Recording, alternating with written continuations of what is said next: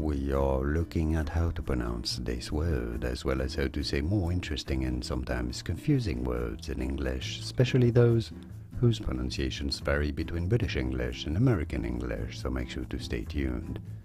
So there are two different ways to say it in English, and there is an original French pronunciation, so which one is the closest? Let's find out.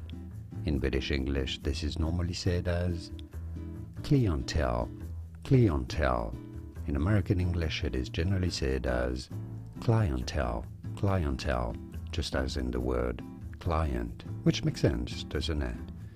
Now, in French, this is said as clientèle, clientèle, and this is why in British English it is said as clientele, clientele. In British English is closer to the original French pronunciation, but of course, clientele as in American English makes sense too.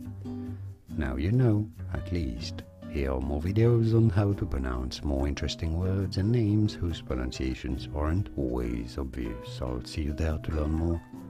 Thanks for watching.